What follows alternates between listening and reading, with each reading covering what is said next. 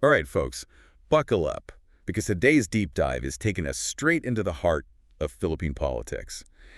And let me tell you, things are getting spicy. You could say that again. It's February 2025, election season's right around the corner, and we've got an impeachment trial hanging over Vice President Sara Duterte. It's definitely a situation that's got everyone's attention. So what's the big headline here? What are we diving into? Well, the big news is that the impeachment trial is set to kick off right after President Bongbong Marcos Jr.'s State of the Nation address on July 21st. July 21st, right after the SONA. That can't be a coincidence. It's raising eyebrows for sure. I mean, think about it. You have the president addressing the nation, potentially even using that platform to defend VP Sara, and then boom, immediately after the impeachment trial starts. Yeah, that's some serious political theater, right? Like, what are the implications of that timing? Strategically speaking, I mean. It puts the impeachment trial right in the spotlight. If Marcos Jr. uses his SONA to come out strong in support of VP Sara, the trial could be seen as a direct challenge to him. The optics of that are huge, especially with an election looming. It's almost like a power play on top of a power play. Exactly. And then you add in the fact that Senate President Escudero isn't interested in holding a special session for the trial before the elections. Oh, right. The article mentioned that. Why wouldn't he want to get this sorted before the elections? What's the reasoning there? Well, he's basically saying he wants to handle this impeachment complaint the same as any other follow standard procedures. Okay, but is that a genuine commitment to staying impartial? Or is it a way to just kick the can down the road until after the votes are cast? I mean, come on, he's a politician. That's the million-dollar question, isn't it? It's hard to say for sure what the motivations are, but one thing that stood out to me, maybe even more than the timing of it all, was Escudero's comment about those who are pro or anti-VP Sara. Ah, yes, the ignore them comment. That was interesting. It almost felt like pointed, you know. What did you make of that? Yeah, it was a pretty bold statement. On the one hand, he's saying, hey, the Senate's not going to be swayed by public pressure. We're going to stay impartial. Which, you know, sounds good in theory. Right. But then on the other hand, it could also be interpreted as an attempt to silence anyone who has an opinion on VP Sara, regardless of whether they support her or not. Like, let's just shut down this whole debate. So is this about transparency or is it about control? Where do you land on that? Well, it definitely raises questions about how open this whole process is actually going to be. And we can't forget, this isn't just about VP Sara. The outcome of this trial, it could have major ripple effects across the entire political landscape. I mean, you've got the elections coming up. Right, it's all connected. It's like we're watching this high-stakes game of chess unfold, and every move could completely change the game. You've got the Marcos administration, the opposition, the Senate, all making their moves, all trying to strategize. And then you've got the Filipino people, the ones who ultimately hold the power. They're watching all of this unfold, too. So true. This impeachment trial, it's just one piece of a much bigger puzzle, and it feels like a pretty pivotal moment in Philippine history. Whatever happens in the next few months, it's going to have consequences for years to come. Absolutely. And I think that's what makes this whole situation so fascinating, so compelling. All right, so if we're watching all this unfold, what should we be paying attention to? What are the key things to look out for as this story develops?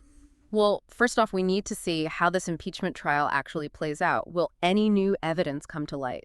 Will public opinion shift one way or the other? Right, those are the big questions. Then we have to watch how the different political factions react to what happens during the trial and how that impacts their strategies leading up to the election. And finally, and maybe most importantly, we need to look at the impact on the Filipino people. Will this energize them? Will it make them more likely to get involved in the political process? Or will it lead to disillusionment?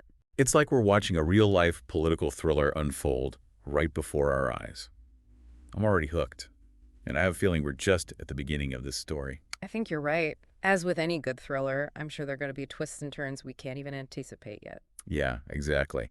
So, as we wrap up this deep dive, I want to leave our listeners with something to think about. With this impeachment trial hanging over everything and the elections just around the corner, what does all of this mean for the future of Philippine politics? Will this be a turning point for the country? Or is it just another chapter in a long and complicated story? That's the million-dollar question, isn't it? I guess only time will tell. But one thing's for sure, the stakes are incredibly high, all the players are incredibly determined, and whatever the outcome, it's going to have a profound impact on the Philippines and its people. Yeah, and it makes you think about, all the different people this will affect. Exactly. It's not just some abstract political game. This is real life with real consequences for real people. Right. It's a good reminder that these events we're talking about, they have a real impact on everyday Filipinos. And that impact, it's going to be different for everyone, depending on where you stand in society, your economic background, your community. It's like this whole other layer to the story. It definitely adds another dimension to it all. And I think that's what makes this whole situation so captivating. It's not just some political chess match. It's about people, their hopes, their fears for the future of their country. That's such a powerful way to put it. Yeah. So as we start to wrap up this deep dive, what's one thing you think our listeners should really keep in mind as this story continues to unfold? That's a good question. I'd say pay attention to the voices that don't always get heard. Look beyond the headlines and the political maneuvering and try to understand how these events are being experienced by everyday Filipinos. Because ultimately, it's their perspectives that truly matter. Exactly. Their stories are the ones that really matter in the long run. That's such an important point. This whole deep dive has been a real eye-opener, and I have a feeling we'll be revisiting this story as it develops. So much more to uncover. Oh, for sure. There's always more to the story, and it'll be interesting to see how it all plays out. Well, until then, thanks for helping us break it all down. Always a pleasure. It's great to dive into these complex issues with you. And to all our listeners out there, thanks for joining us on this deep dive into the world of Philippine politics. Until next time, keep exploring, keep questioning, and keep learning. It's moments like these that really remind you just how high the stakes are in Philippine politics. Oh, absolutely. We're talking about potential shifts in power, an upcoming election that's going to be hugely influenced by all of this. And at the center of it all are the Filipino people trying to navigate this whole complex situation. Yeah, it's easy to get caught up in the political maneuvering and the headlines, but ultimately it's the people who are most affected by all of this. Their lives, their futures. Yeah. It's all tied up in these decisions and these events. And that's why it's so crucial to understand those different perspectives, to see how these events are playing out on the ground for everyday Filipinos. Their stories are the ones that really matter in the end. Exactly. This deep dive has been a real eye-opener, and I have a feeling this is a story we'll be revisiting as things develop. Oh, definitely.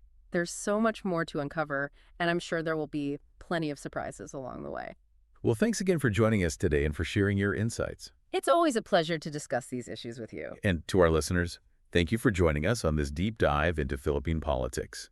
We'll be back soon with another episode, but until then, keep exploring, keep questioning, and keep learning.